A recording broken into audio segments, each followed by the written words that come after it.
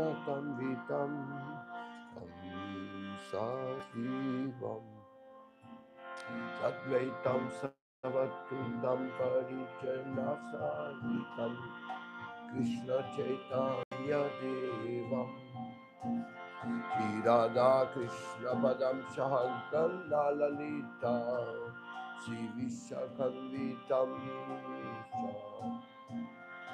Mukam Garuti Vachalam Pangum Langayate Girim Kripatam Maham Vande Shri Guru Dinataranam Hey Krishna Karuna Sindhu Dinandu Jagat Bhate Gopesha Gopika Kanta Radhakanta Namostute Apta Kanchana Gurangi Radhe Vrindavaneshwari Vishabhanushute Devi Pranam Mami Hari Priye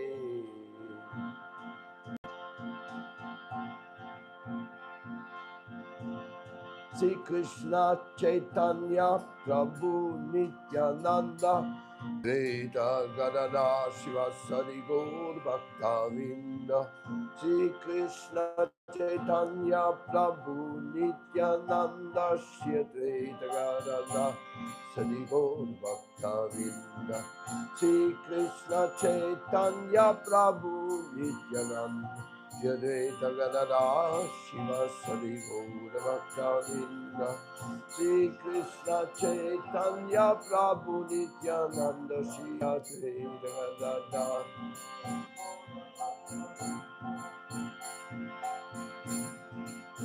Bhaja Gauranga Gaha Gauranga Laha Gauranga Na Ye Gana Gauranga Bhaje Seyayamo Pran Bhaja Gauranga Gaha Gauranga Laha Gauranga Seyayamo Pran Srila Prabhupada Patita Pavana Srila Prabhupada Patita Pavan Srila Prabhupada Patita Pavana Srila Prabhupada Patita Pavan Srila Prabhupada Patita Pavana Srila Prabhupada Patita Pavan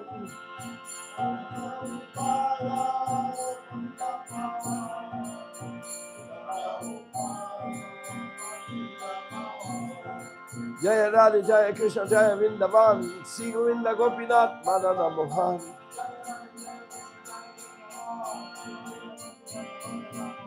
Mayapur ki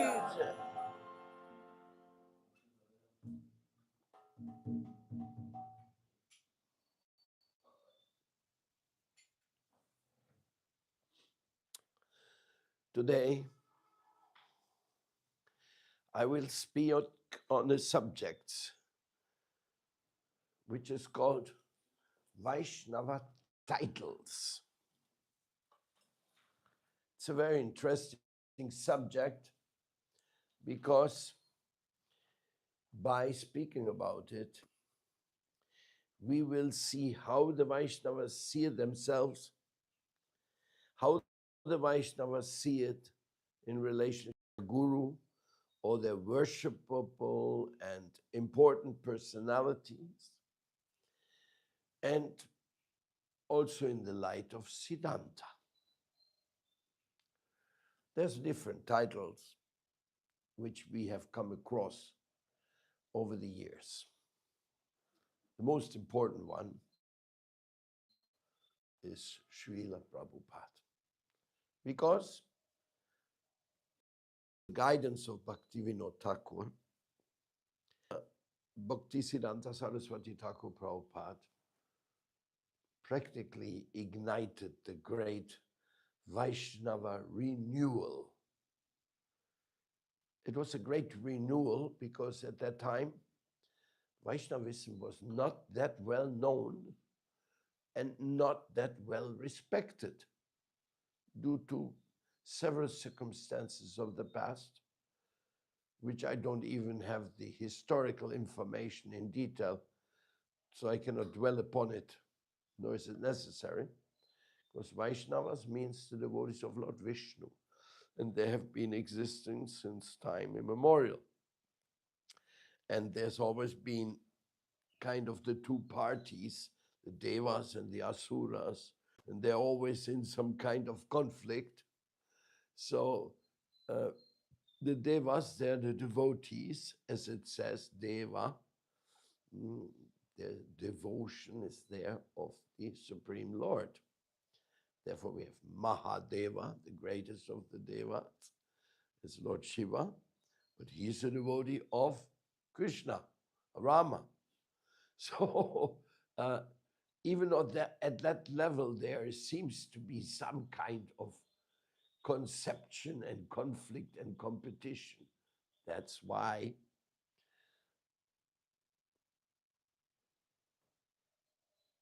Bhrigu Muni was requested, find out who really is the Supreme. Can you please do so? Bhrigu Muni went. He went to his father, Lord Brahma, and ignored him. Then he went to his brother, his Lord Shiva, and he insulted him. And then he went to Lord Vishnu and kicked him in the chest. It's a very well-known story, amongst many other type of stories. But father got angry, brother wanted to beat him, and Lord Vishnu touched his feet, says, oh, I hope my hard chest did not hurt your soft breast. So clearly understood Lord Vishnu is the Supreme. So devotees of Lord Vishnu, then there's devotees of Lord Shiva, then there's devotees of so many other demigods. But what we're looking upon today is a little bit evaluation of the titles. And specifically, I'm talking about 50 years of debate. 50 years of debate whether Bhaktivedanta Swami Prabhupada rightfully be called Prabhupada by his disciples or not. That debate has even brought about some negative relationships, ignoring others, minimizing others, from either side. Either those who are considered to inappropriately calling Bhaktivedanta Swami Prabhupada, as well as by those who object to him being called Prabhupada by his disciples. So I want to go a little bit deeper into the subject of titles. What is this all about, titles?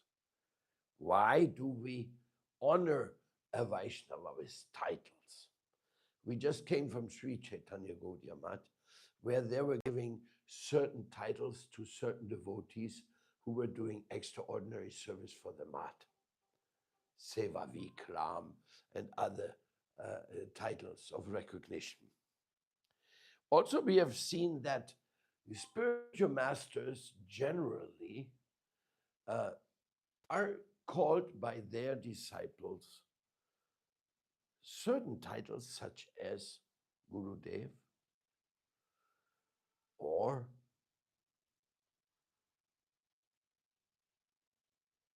also they are called Vishnupad. Sometimes they are called Bhaktipad. Sometimes they are called Guru Maharaj. Sometimes they are called Prabhupada. Sometimes they're called Prabhu. Sometimes they're called Mahaprabhu. like in the case of Balabhacharya, his disciples or his followers call him Mahaprabhu. We call Chaitanya Mahaprabhu, they call Balabhacharya Mahaprabhu. So we can see that there is a little bit of competition in titles. Who has the title which shows this, that his master is superior to others? Now, as far as Bhaktivedanta Swami Prabhupada is concerned, there's a historical part, because he is a disciple of Bhaktisiddhanta Saraswati Thakur Prabhupada, and his guru is the all-in-all to him.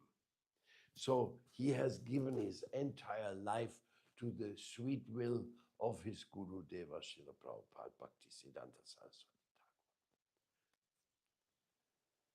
Thakur. Then comes another historical fact, and that is that Bhaktisiddhanta Saraswati Thakur, with all the mission he did and all the name and fame he gained, was just known in a few areas of India, to be honest. Yes, they reached Vrindavan, they had a few little temples there. They also had some other centers all over India, 64. In some regions they didn't have any centers in India. So anyhow, Gaudiya Math got his name, got his fame, and universally he was called by his disciples Prabhupada. And many people made reference to him as Srila Prabhupada. But he himself,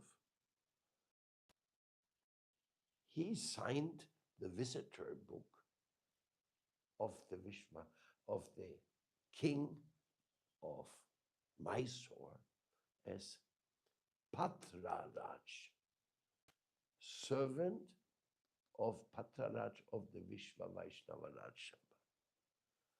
So he identified himself differently, because of course a title, you cannot give a title to yourself. This is contradictory. Somebody else gives a title to you. It is something like the devotees say, they asked, how did you call your guru? Oh yeah, they call your Guru Prabhupada. Oh, that sounds nice. Can we also call you Prabhupada? So they said to do something like this, and Prabhupada said, okay, it's okay, no problem. Huh? So he got established, because in the beginning he was called a Swamiji. The beginning, he already had his first disciples in New York, and he was known as the Swamiji. Well, you know, in India, there's thousands of Swamijis, so it was necessary to give him a specific name for his disciples. Now, Bhaktivedanta Swami Prabhupada, by the grace of his Guru Prabhupada, by the grace of Bhaktivinoda Thakur, by the grace of Chaitanya Mahaprabhu, Nityananda Prabhu, gifted Vaishnava name and fame all around the world of the very, very mission of Chaitanya Mahaprabhu. If anybody made Mahaprabhu famous around the world, it definitely was Bhaktivedanta Swami Prabhupada. But if you would ask him, he would say it was all the mercy of my Guru that did this. I'm simply, like he wrote himself, I have no knowledge and I have no devotion. That was the self-description of Srila Prabhupada. And what did Krishnadas Kaviraj says? He says, I'm worse than Jagai in Madhai, I'm worse than the worm in the stool. So that's what people think about themselves, who are real devotees. They sort of consider themselves very low, very insignificant. But at a certain point, there is some Acharya Abhiman, where the spiritual master allows his disciple to address him as Gurudev, Guru Maharaj, etc. That permission is there, because like Vyasadeva, he sits on the Vyasa sun, because he announces the Vedic teachings. That's why those who give a class, they're allowed to sit on a Vyasasan, on a higher dais. This is respect to the book. So we also give honor to the Guru Maharaj as an honor to the Guru Parampara, which he represents.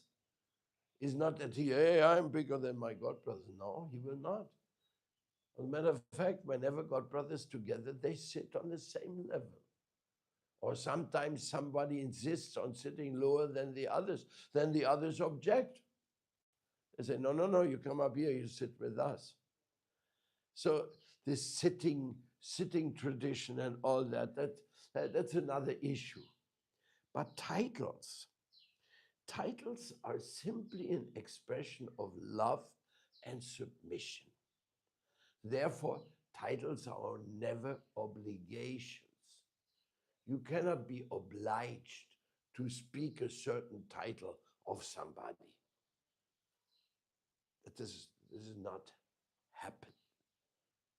Like if he's not my Gurudev, then I don't have to call him Gurudev. I can call him Maharaj, or I can call him by his name, which a disciple will never do. A disciple will not go and say to his guru, hey, I don't even want to pronounce it, like godbrothers can say amongst each other, no? You can say, hey, Madhava Krishna, no? You're using his name. But his disciple in the future, they will not call, hey, Madhava Krishna. They will not certainly use that.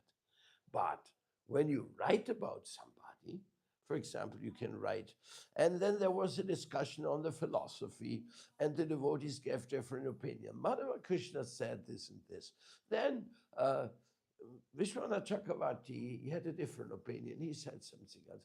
In that case, you don't put even Das Adhikari, or you don't.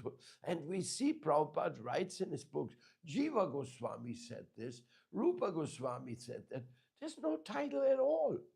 There's no Nitya Lila Pavishta Om Vishnu Pada Paramahansa Parivrajacharya Statara Satasi Simad 108 glories of whatever personality we are praising at that moment. No. When we talk about each other and about each opinion, or in the scriptures or in reference, you can easily say, Jiva Goswami started the Vishwa Vaishnava Rajsabha. Oh, did I just commit an offense to Jiva Goswami?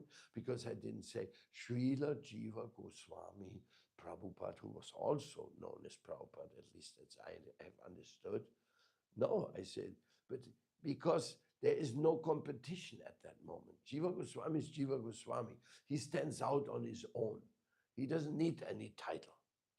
It's his disciples who may insist, oh, well, you should consider he is our spiritual teacher in our lineage, which he is anyway for all of us, because that is what Guru Parampara is all about. So we have to understand that titles are exclusively an offering of submission and glorification. They're spoken when we want to show special honor to somebody. And that special honor is always to the Guru Parampara.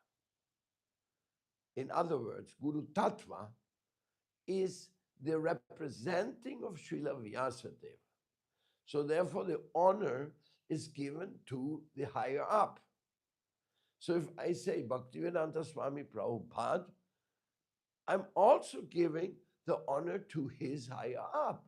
He's Prabhupada because number one, he serves Prabhupada, he's Guru, and number two, he's Prabhupada because so many masters are surrounding him and asking for his advice.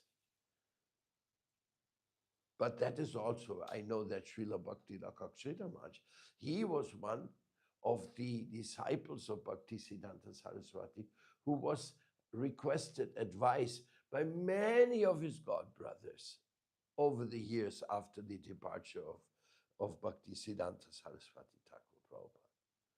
So he could also be called Prabhupada, no doubt. Anybody can call his guru or somebody in glorification. There's nothing wrong, there's nothing objectionable about it. So if we make an issue out of that, then we don't catch the point. Now, if somebody else is not a disciple of Bhaktivedanta Swami Prabhupada, like myself, and he calls him Swami Maharaj, like what is his sannyas name? No, he is Bhakti, then Vedanta, that was the special additional part of the name given by Bhakti Pragyankeshwar Maharaj to his disciples. No? And interestingly, Bhakti Pragyankeshwar Maharaj, he was not Bhakti Vedanta Keshwar Maharaj. He got the title Bhakti Pragyankeshwar from Srila Bhakti Rakshita Maharaj. And why did he call his sannyas disciples Vedantas? Because he started the Gaudiya Vedanta Samiti. And he wanted the members and preachers of the Gaudiya Vedanta Samitis to be known as Bhakti Vedantas. And Bon Maharaj, Bhakti Ridai Bon Maharaj, he even gave to his disciples names without a prefix. Just Gopananda Bon Maharaj. Not even there is Bhakti and another. That was his choice for his group of sisters. And that has been continued. There's now Rasika, there was Bhakti Rasika Bon Maharaj. In that case, then there was Gopananda Bon Maharaj, then was Priyananda Bon Maharaj, then was so many sannyasis. It just their identification to the Bon Maharaj clan was by the name Bon Maharaj. So Bhakti Vedanta is really that part. So that what is really his name as a sannyasi was Swami Maharaj. And Swami Maharaj is one of the 108 sannyas names which are there in Gaudiya Kantaha. So, okay, then somebody says, Swami, his name is Swami. Hey, Swami. No, he's a sannyasi. So you say, Swami Maharaj. And other people, they call Keshava Maharaj. And they call Srila Maharaj. They don't necessarily say Bhakti Rakha Srila Maharaj. They just say Srila Maharaj. But a disciple, he will not say Srila Maharaj. A disciple, he will say the Guru, the way the Guru to address. So this is only a question of addressing with love. To address with love, show special respect to somebody. It is not to be argued or to make an issue out of it. This issue is totally, the issue discussion of this Prabhupada title is simply jealousy. There's nothing philosophical about it. It's just jealous. Oh, why you call him Prabhupada? Should not do that. And this jealousy disappeared over the time. And some of Prabhupada's God brothers called him Prabhupada also. Bhakti Vaibhav Puri Maharaj called him Prabhupada. Srila Bhakti Rakshita Maharaj used to say, you are Prabhupada and my Prabhupada. He used to say like this. So yesterday we were also in one of the Bhakti Swarup Tirtha Maharaj temple in Mayapur, and we saw that even he has Prabhupada on his altar, even though he was not initiated by Prabhupada. But he told me he became a devotee of Bhakti Sri Rup Bhagavad Maharaj after reading all the Srimad Bhagavatam of Bhaktivedanta Swami Prabhupada. So he's my Shiksha Guru number one. So he put on the altar, and you see it there, most beautiful temple. So it says you can glorify a Vaishnava, and some people glorify certain certain Vaishnavas, especially because they have a special link to them, some special connection. And that is all in the level of appreciation. And loving appreciation is always welcomed. Minimizing, but it is, again, I say, loving appreciation and glorification is not a need for conversation, is not a need for organization. But when Srila Bhaktivinoda Bodhain Maharaj, when he speaks his Prema Dvani, then he can go off for half an hour and glorify every little rock in the dam, every little corner which is there in the dam.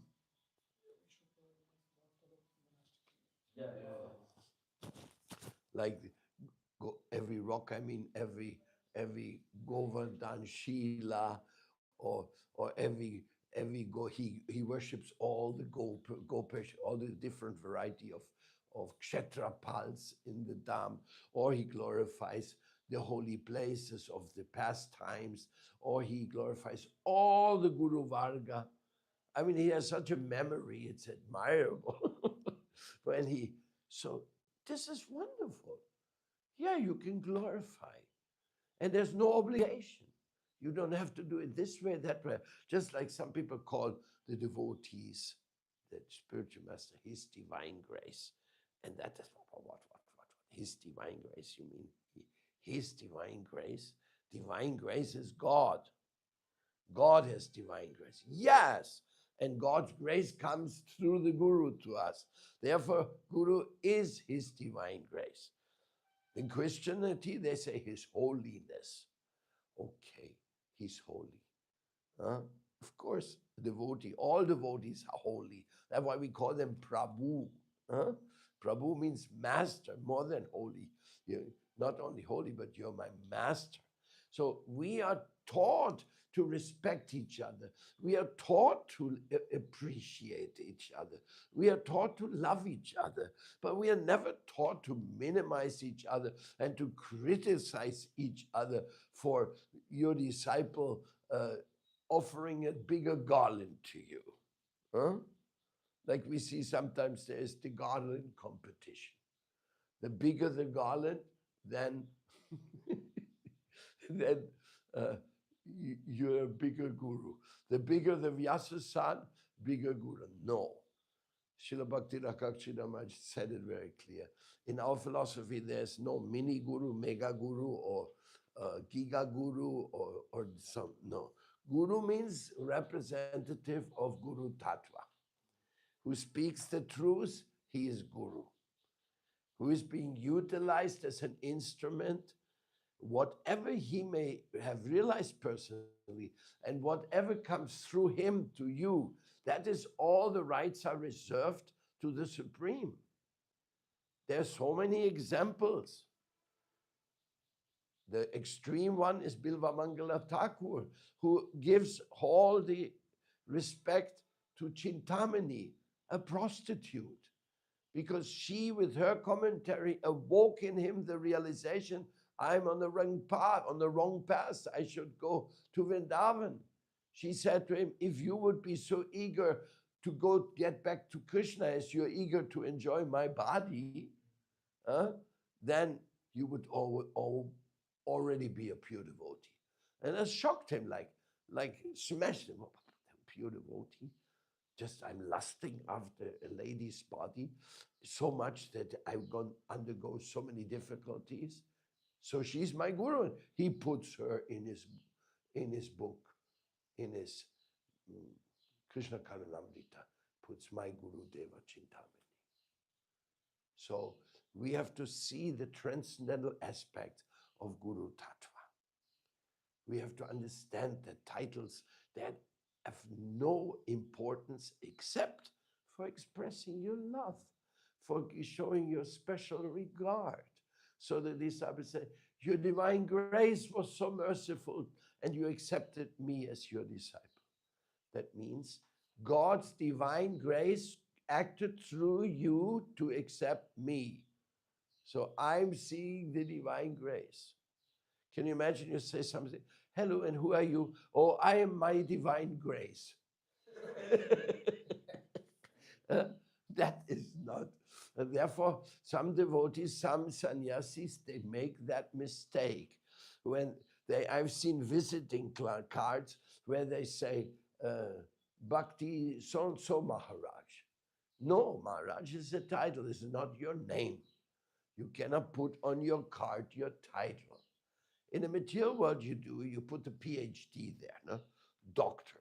But in the Vaishnava not, because you would put there Das Anudas Anudas Anudas, or most fallen of all, or something like that in your own card. What yourself, what's your consideration of yourself? So I'm giving this extensive talk on that subject because in a certain way, I must honestly say I'm tired of hearing that discussion. I'm so tired that even after years, you hear like maybe one of Prabhupada's god brothers objected to a point. Hey, why they call you Prabhupada? Huh? They may have objected, but now their disciples or the disciples of their disciples who are like junior. It's a Haina Parampara, the greatest preacher, the greatest ambassador of Sanatan Dharma in the world. And this little pipsqueak objects on his being called Prabhupada by his disciples. It's offensive. You're leaving in the mind of the devotee, instead of glorification, minimization. And this minimization, if you leave that in the head of your disciples, you're doing harm to them. You're not giving them the Siddhanta, because what I just explained about titles, that is the Siddhanta, or you may also call it Shishtachar. It's not exactly written in the books this way, as I said, but that's the way it's being practiced. And Shishtachar in a negative way. If I say glorious ISKCON movement, it's so incredible, no objection. The Gaudiya Math family of Prabhupada Bhaktisiddhanta says, no objection. But if I say, yeah, they did a few good things, that's offensive. If you think that way, you're not appreciating divine grace coming down. Look how much divine grace has come down, not only to Bhaktivedanta Swami Maharaj, Prabhupada, but also to Bhakti Pragyan Keshava Maharaj, or to Bhakti Vaibhav Goswami, who, by the way, had a fight. He had a fight with Bhakti Rakshita Maharaj. At some point, they had a disagreement, and they split because at that time, Bhakti Vaibhav Puri Maharaj was working or serving Sridhar Maharaj, his god brother, in the Chaitanya Saraswat Math. And then for some reason, Krishna wanted him to move on to do something else, which later was proven to be very glorious. As a matter of fact, Srila Bhakti Vaibhav Puri Maharaj spread his mission more extensive than Bhakti Rakshita Maharaj, his Chaitanya Saraswat Math, until the disciples of Prabhupada came to them and started spreading both of their mission.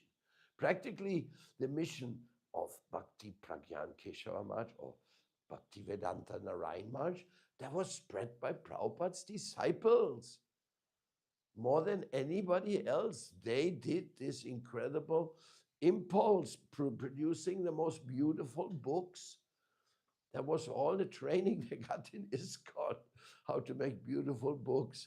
And Bhakti Vaibhav Puri Maharaj became a world preacher by Prabhupada's disciples who invited him to Austria, Spain, Mexico, United States, everywhere.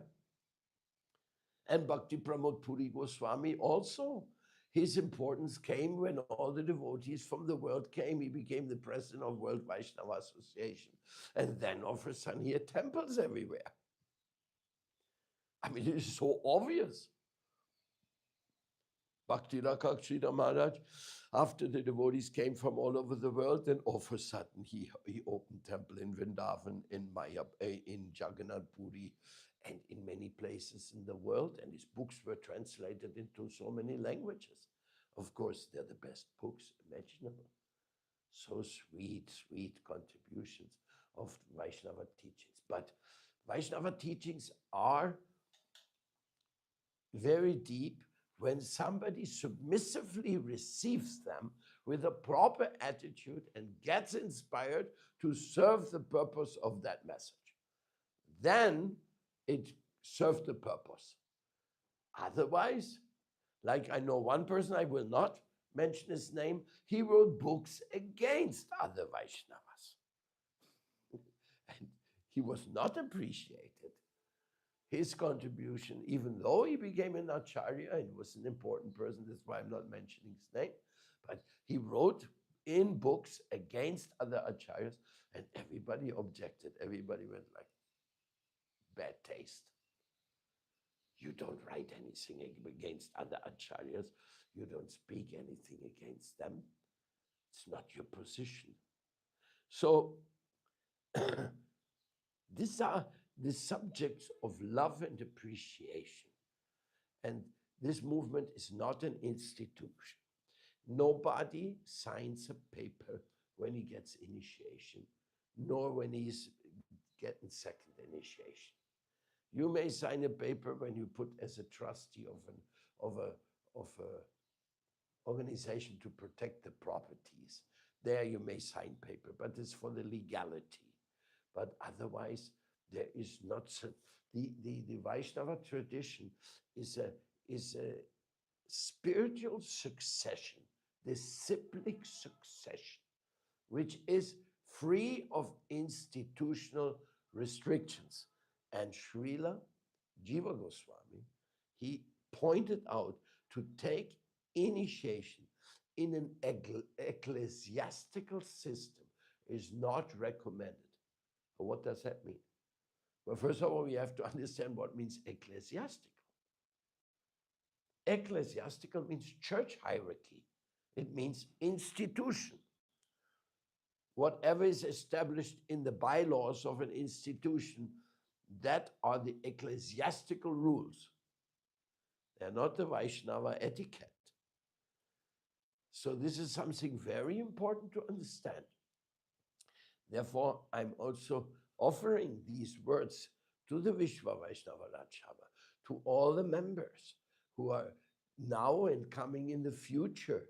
This is an association of people who love each other because each and everyone has a connection with Krishna, the Supreme Guru, Acharya Mam Vijani Yam. That Supreme Guru, he is empowering, he is giving to the world that divine bhakti of the Supreme Guru. Who's Krishna's Guru? Sandipani Muni? But he has a Prem Guru, Srimati Radharani. She is teaching Krishna. So much that Krishna wanted to come and get a feeling how she's doing, and he became Chaitanya Mahaprabhu to distribute that love. The Prem Guru Srimati Radharani inspired Chaitanya Mahaprabhu. Now this bhakti has to be spread everywhere. No restrictions. No restrictions. What a surprise. Yesterday we saw that a temple of majestic feature manifested in Antardweep, managed by a few Bengali devotees. No, Bengali, not sorry, Nepali devotees who were inspired by their guru, Bhakti Swarup Tirtha Maharaj, to make